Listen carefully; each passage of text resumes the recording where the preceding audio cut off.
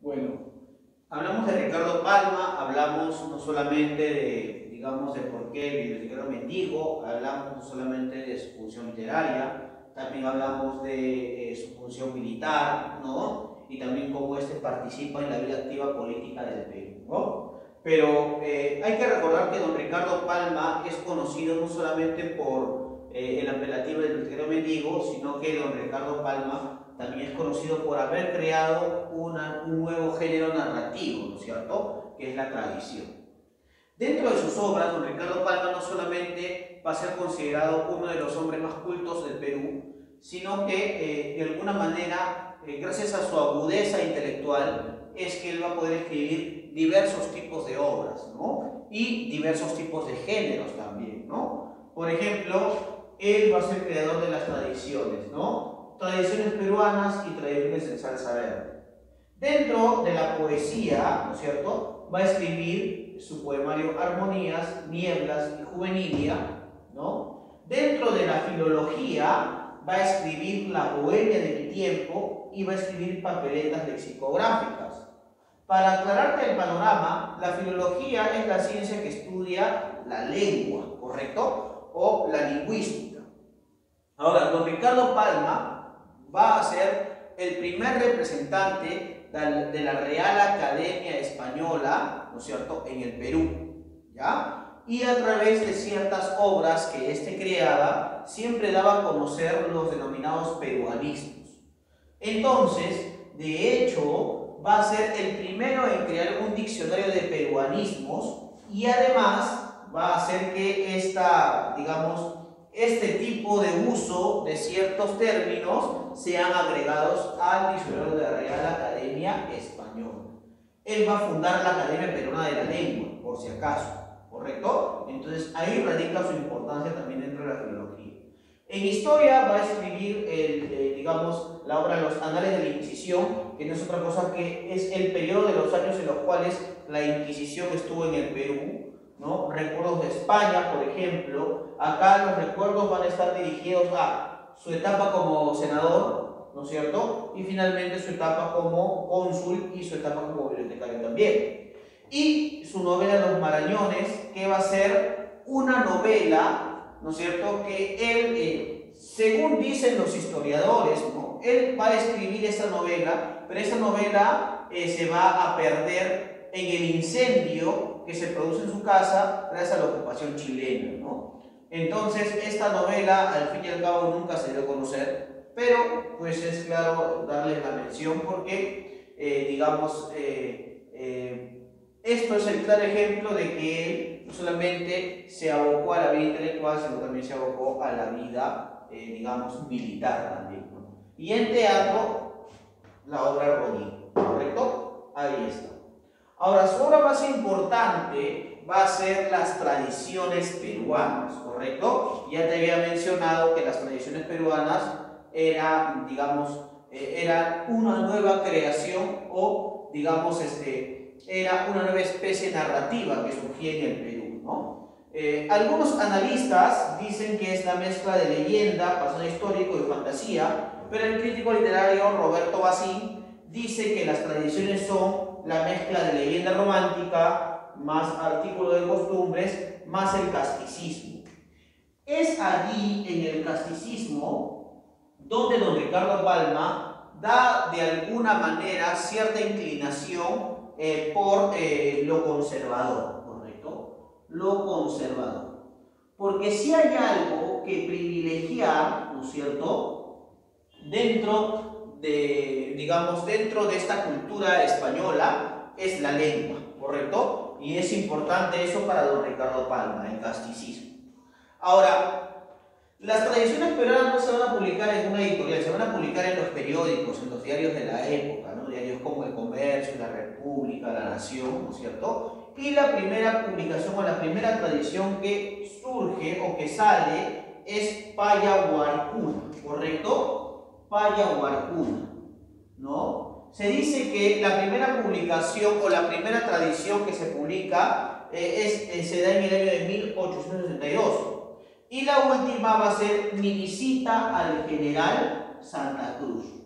Muchos analizan la obra Las tradiciones peruanas de Ricardo Palma y dicen que las tradiciones remarcan toda la etapa, tanto, ¿no es cierto?, toda la etapa, tanto quechua, colonial como republicana, ¿correcto? Remarcan todas esas etapas. Es más, es como contar la historia del Perú, pero a través de anécdotas o a través de actividades, digamos, anecdotarias, ¿no? Es como que las tradiciones fueran un gran libro de anécdotas. Bueno, Ricardo Palma coloca ciertos, digamos, ciertas condiciones lingüísticas o ciertos peruanismos y también remarca ciertas condiciones risibles, ¿no?, chistosas, satíricas, ¿correcto? Utiliza un estilo sencillo, fácil y campechano y contiene americanismos y frases hispanas, ¿correcto? Eso es lo importante. Son 453 tradiciones y hay que hablar de que las tradiciones en salsa verde son tradiciones vinculadas a lo sexual o a lo sensual también, ¿correcto? Por eso se llama tradiciones en salsa verde. El día de hoy, chicos, les voy a comentar una tradición denominada, ¿no es cierto?, esta famosa frase que todos conocemos, esta famosa frase que es al rincón, ¿correcto? Al rincón quita calzón, ¿correcto? Y eso se refería de alguna manera a una frase importante que utilizaban los educadores del siglo XIX, que era que si la gente quería aprender algo, debía aprenderlo pero a través de golpes. Lo que Nicomé de Santa Cruz, años posteriores, iba a llamar en su poema o en su décima a Bocachos aprendí, ¿no es cierto? Entonces esa tradición dice lo siguiente, ¿no? El liberal obispo de Arequipa, Chávez de la Rosa se llamaba el obispo de Arequipa, a quien debe esa ciudad, entre otros, la casa de expósitos quiere decir la casa de huérfanos, ¿no? Tomó gran empeño en el progreso del seminario, ¿no? Ustedes saben que el seminario en esa época no solamente servía para, de alguna manera, la actividad eclesiástica, sino también para enseñar y alfabetizar a los niños que no tenían esa posibilidad. Funcionaban pues como escuelas fiscales, ¿no?, de esa época. Entonces, ¿qué pasa, no? Dándole un vasto y bien meditado plan de estudios que aprobó el rey, prohibiendo solo que se enseñase derecho natural y de gentes, ¿no? Rara era la semana, por los años de 1796, ¿no?, en que su señoría ilustrísima no hiciera por lo menos una visita al colegio. Era como el rector o el director general de todos los colegios, de todos los seminarios, ¿no? Entonces, este obispo, Chávez de la Rosa, una mañana va a un colegio, ¿no es cierto?, y se topa con que el maestro de latín no había asistido, estaba enfermo. Entonces, ¿qué va a hacer el obispo Chávez de la Rosa? Va a decir, bueno, como no ha llegado acá o no ha asistido el profesor, entonces yo voy a enseñar la doctrina del latín por el día de hoy, ¿no es cierto? Y entonces, una mañana encontróse con el maestro de la antigüedad que no se había presentado en el aula. Y por consiguiente los muchachos en plena holganza andaban y haciendo de las suyas, ¿no es cierto? Entonces, claro, no está el profesor, entonces, ¿no?, todo el mundo está haciendo lo que le da la gana. Entonces el señor obispo Chávez de la Rosa dice, bueno, yo voy a remediar esta falta y entonces lo que voy a hacer es dictar la cátedra de latinidad, ¿correcto? O de latín. Entonces, los alumnos, ya que el profesor no había llegado a la clase, pues se habían descuidado en el aprender, por ejemplo, la gramática de Nebrija y el epítome, y habían sido olvidados, ¿no es cierto?, por completo por los estudiantes. Entonces, cuando el catedrático o cuando el obispo Chávez de la Rosa entra, empieza a preguntar por algunas palabras en latín, ¿no? Por ejemplo, ¿qué significa musa o musae, ¿no?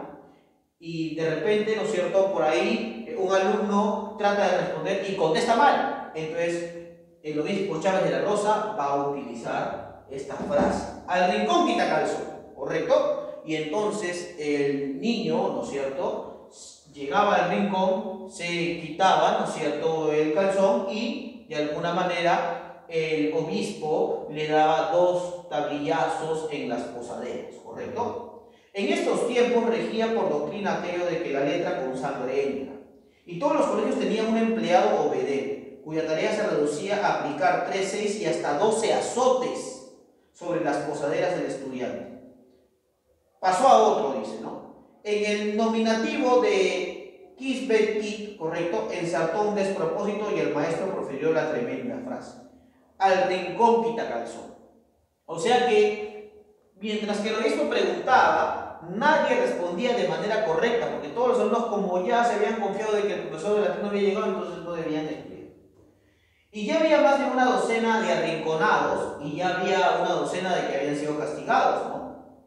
Entonces dice, ¿no? Por lo que hay el menor de todos los escolares tenía 8 años, ¿no? Y cuando en realidad le empieza a preguntar a este niño, dice, contéstame qué significa quid et Horacio. Entonces el niño, o el conato de hombre, alzó los ojos al techo, acción que involuntariamente practicamos para recordar algo, como si las vigas del techo fueran un tónico para la memoria, y dejó de pasar 5 segundos sin responder. El obispo atribuyó el silencio a la ignorancia y lanzó el inapelable al rincón quita calzón. El chico obedeció, pero renegando, ¿no? Entre dientes, algo que hubo de incomodar a su ilustrísimo. Entonces él dijo al obispo, ven acá, le dijo, ¿no? Ahora me vas a decir qué es lo que murmuras. Yo nada, señor, le dice. ¿Cómo que nada? Si estoy escuchando, le dice, ¿no? Tomó a capricho el obispo saber lo que el escolar murmuraba, y tanto le hurgó que al fin el niño dijo lo siguiente. Lo que hablo entre dientes es que si su señoría ilustrísima me permitiera, yo también le haría una preguntita, ¿no? Y me había de verse moro para contestármela de corrido. Picóle la curiosidad al buen obispo y sonriendo ligeramente respondió, a ver, hijo, pregúntame. Pues con venia de su señoría y si no es atrevimiento, yo quisiera que me dijese cuántos dominus vosbicum tiene la misa. Pero el señor Chávez de la Rosa, sin darse cuenta de la acción, levantó los ojos. Ah, murmuró el niño, pero no tan bajo que no lo oyese el obispo. También él mira el techo, dijo. La verdad es que su señoría ilustrísima no se le había ocurrido hasta ese instante averiguar cuántos dominus vosbicum tiene la misa. Encantólo, y eso era natural, la agudeza de aquel arraspiento que desde ese día le cortó, como se dice, el ombligo, ¿no? Entonces, esta es la historia de quién, de quien se iba a conocer como el obispo, el primer obispo peruano, don José de Luna Pizarro, ¿no es cierto? Y de alguna manera, ¿no es cierto?, de esa manera es como este obispo se va a iniciar con esta anécdota que cuenta don Ricardo Palma en sus tradiciones peruanas. Bueno, chicos, la tarea para ustedes se las voy a anotar, ¿cuál va a ser la tarea? La tarea va a ser pegar una tradición peruana de don Ricardo Palma y de alguna manera pegar el poema, ¿no es cierto? Van a pegar el poema Acuérdate de mí. ¿De mí? ¿De quién? De Carlos Augusto Salaver, ¿correcto? Entonces yo sin más que decirle al chico me despido, espero haberles ayudado el día de hoy en la clase y ya nos vemos en otra edición del curso de literatura. Chao chicos, nos vemos.